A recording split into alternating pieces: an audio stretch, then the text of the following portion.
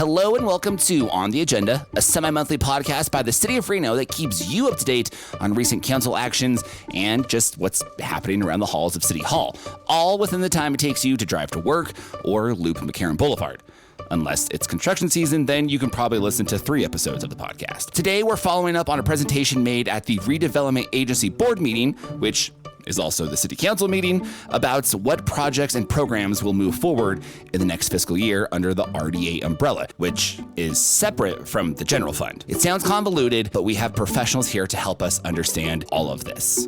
I'm AJ from the City of Reno's communications team, and with me, as always, is Reno City Manager Jackie Bryant. Hello, Reno City Manager Jackie Bryant. Hi, AJ. I feel like we have not been on a podcast in a while. Yeah, because you know why? Vacations? I went on vacation. That's good. I did. It was fantastic. Where'd you go? I went to San Miguel de Allende. Oh. Which was stunning in the middle of Mexico, and not a coastal town, but right in the heart of the mountains, and full of culture and great food and wonderful people and not art. The snow that we had here. It was not snowing there, but it was lovely, absolutely lovely. I went for a solid week. Before we get into today's topic, let's take a look at what came out of the most recent council meeting.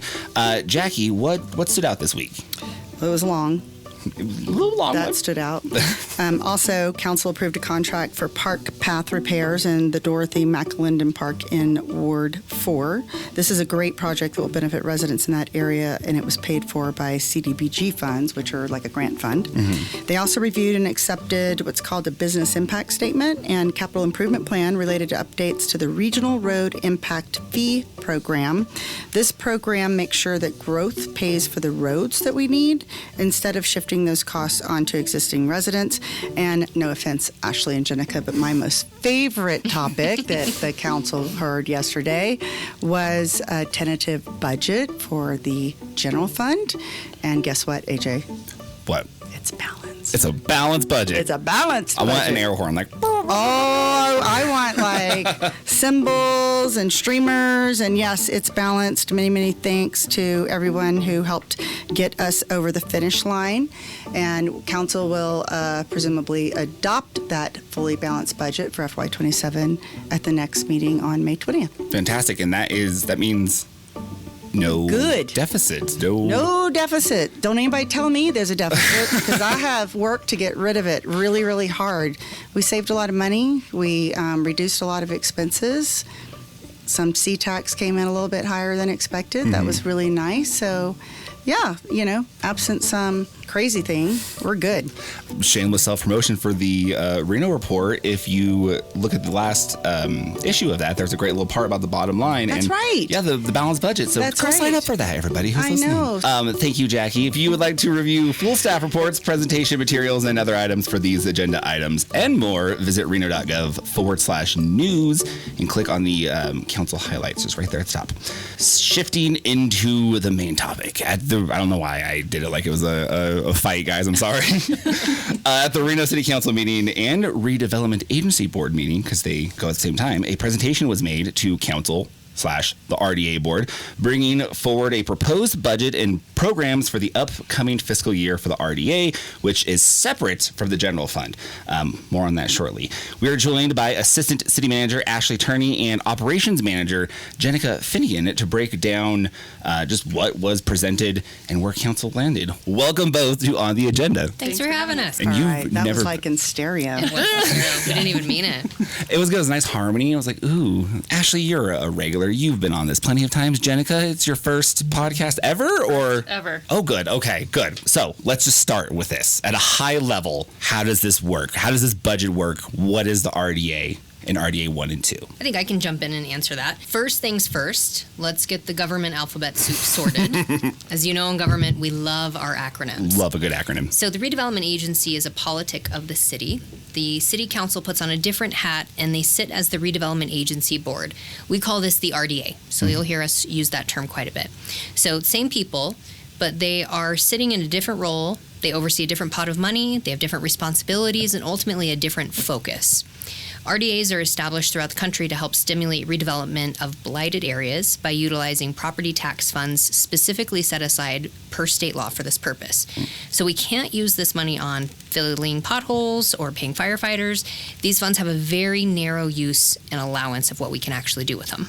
Yeah, so this year there's about $4.5 million in RDA number 1, which is what we consider downtown core, and about $11 million in RDA number 2 that was recommended by the Redevelopment Agency Advisory Board, also known as the RAB, to be spent on projects and programs that benefit the areas. So those amounts really reflect the scale of projects and opportunities that we have in each areas, and the investments aligning with the recommendations where growth, need, and impact are the greatest. So you presented the fiscal year 27 budget and programs to the RDA. So tell us what happened during that. So the RDA reviewed the FY27 budget and gave direction for both the RDA 1 and 2 area budgets. They're actually separate based off the law. Their decisions really focused on which capital projects we should be investing in and the programs to help fund in the upcoming year that will ultimately benefit the community in the areas. RDA considered the RAB's recommendations and widely agreed. They did suggest a few additions and changes, such as recommending funding for $2 million for the stabilization of the Lear, removal of wayfinding signage for downtown, and some improvements to the Linden neighborhood for infrastructure. There's also some discussion around prioritization, timing, and funding levels for the programs, as the goal is to really stretch the funds as far as possible to have the widest impact for the community. It sounds like a long list of ideas. So how do you narrow down this long list, and how do you decide what made the cuts? So staff doesn't actually decide the projects. These are all brought forward from decades of plans and studies and formal council and RDA action to help guide this capital improvement plan. These plans were developed from multiple points of community input, like the thousands of touch points we had on the Truckee River Vision Plan, showcasing the importance of the river to our community, or the Downtown Action Plan developed to identify the future of our downtown and addressing the needs of businesses and infrastructure in our core. We also met with partner agencies to understand their needs and upcoming projects to see where the redevelopment funds could be stretched and leveraged, as Jenica mentioned. Our goal is really to help find ways to invest in the community and make the biggest impact with the money that we do have. A scoring rubric was developed to assess the impact, feasibility, equity, and alignment with goals that these projects would have. And then the RAB, as we mentioned, the advisory board to the RDA, reviewed the committee's recommendations and then ultimately made their own suggestions to the RDA board that they reviewed at their meeting yesterday.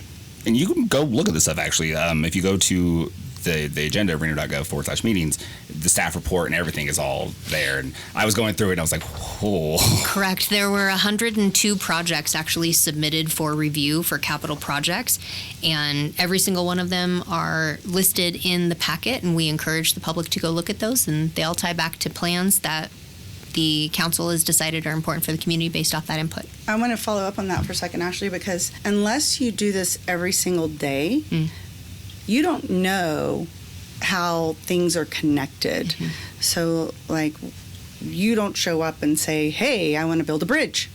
Correct. There is a plan somewhere that either council or the Reno Development Agency has adopted, and then that plan says, here are the things that you need to do. You then go forward and execute on the plan. Correct. And then that's where all these things are tied up. But because I think we show up at a council meeting every 2 weeks, and we might say, here's a bridge, but unless you actually know that that is the result of a plan that was adopted 3 or 4 years ago, it might just look like a random bridge popping up. But everything is always connected and woven together.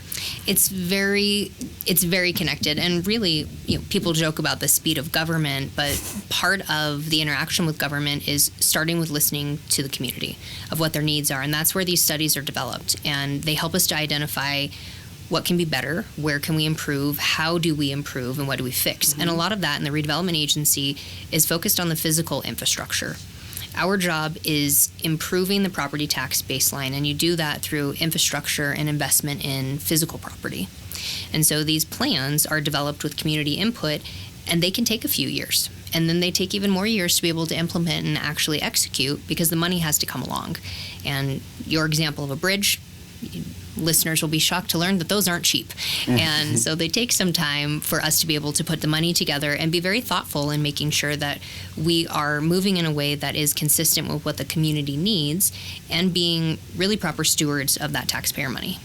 There's not just like a giant wheel of like, what are we going to do now? There's thought and there's effort put into every decision that is it's done. not a dart on a board. It's a very thoughtful process, and that's part of the CIP capital improvement projects. That comes forward in the ranking we mentioned as these 102 projects. It's a lengthy list of really looking at what are the next upcoming few years of needs. It's not just today's projects. Right. We're looking at making generational investments for our community, and that's really the job of the redevelopment agency. We talk about the city. They're responsible for snowplows, and you dial 911 and someone answers the phone and someone shows up, and those are core functions of the city. Redevelopment agency is really an investment group. We have to invest in physical infrastructure for the future and find ways to make more money off of those investments. I like that slogan. We're going to coin that right now. The Redevelopment Agency, generational investments. That's the goal. So speaking of these projects, what is one project or program from this that people will notice over the next year? So I'll start with a project, and then Jenica can mention a program.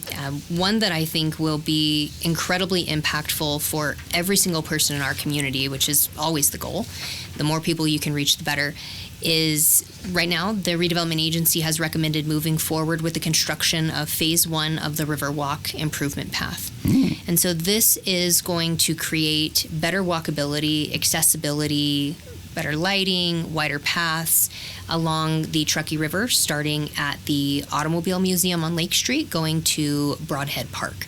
This is a really integral part of the river because, as most people know when they think about the Riverwalk, they're looking at westbound from downtown, Virginia Street westbound. When you go east, the path hasn't been improved. There's asphalt, but that's about it. It's narrow. We have some incredible bank erosion happening. We've got hazards in the river as far as, old construction material from eons ago, trees that have fallen. And so this project is really going to make a difference for the community where they will have better access to the river. These are these generational investments that we're talking Generational about. investments. There it is. Ding. There it is. This also does programs too. We have a number of programs. The most recent one that we launched is called Resecure. So we just launched that this week. We heard from business and property owners, the RDA board, and city council that safety is a priority. This is also mentioned in nearly every single plan that we have adopted, as Manager Brian and ACM Turney have mentioned. And so this was really an opportunity for the RDA to fill a gap by creating an incentive to support business and property owners to make safety-focused improvements to their properties. So it's a matching reimbursement program to support investments in those properties. Eligible improvements could be compatible security cameras, lighting improvements, access control and building hardening, things like landscaping and visibility enhancements. So we're really trying to move from a place of reacting to crime to creating a place where we're designing and building environments that prevent it. How can people sign up for this? Yes, the application is live and on the website. So if you visit reno.gov, you'll be able to find the link. Eligible folks would be located within an RDA, be a tenant or property owner, and have an active City of Reno license. And no open code cases, please, on your property. Please no open code cases. So you said reno.gov. They can find it there, the redevelopment agency. Can they also find a map to see what the RDA 1 and 2 is? Absolutely. We have a map linked inside the application, so you can type in your address. And it's not even one where they have to go find it. Just type in your address. Yep. Oh, I love that. Address. Ease of access for people.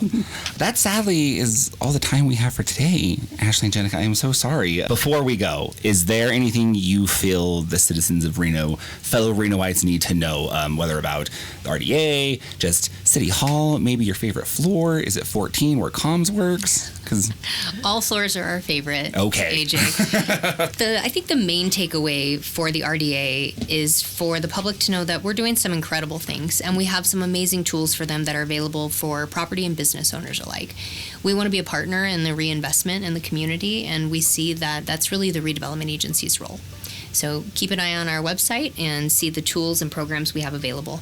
And soon, your own social media pages. Launching soon. We are super excited about the rebrand coming. That's something Jenica's been spending some time on. More good things to come. The Reno Redevelopment Agency. Generational investments. Ding. Before we sign off, Jackie, what are we looking forward to at the next council meeting on the 21st? Well, like I started today, I am really looking forward to the final adoption of the balanced FY27 general fund budget. Actually, the entire budget's been balanced, but the general fund one was the really hard lift, and we did it. So thank you, team. Really appreciate that. Also, council will hear a community health update presentation from the Northern Nevada Public Health Department. They will potentially update the city's master plan. That's one of those plans we talk about a lot, to align with the recently adopted Truckee Meadows Regional Plan. Fun fact, we are part of many regional efforts, and so sometimes city adopts a plan, but we still got to go and be a part of a regional effort to adopt a plan to make sure that they all align. Right. That makes And sense. then council will hear a public hearing regarding our 26-27 annual action plan, which is associated with a variety of grants. And we love grants because then we can support local housing and community initiatives without impacting the city's general fund, which is balanced. We can keep that balanced budget. How obnoxious can I be? Balance. I'm going to add echoes to this. There's just like balance. If you want to stay in the know with Reno, visit reno.gov/on the agenda. There you will find council agendas, city news, past episodes, and a link to sign up for the Reno Report newsletter. Thank you for listening to On the Agenda, keeping you connected to the decisions shaping Reno. We'll see you next time.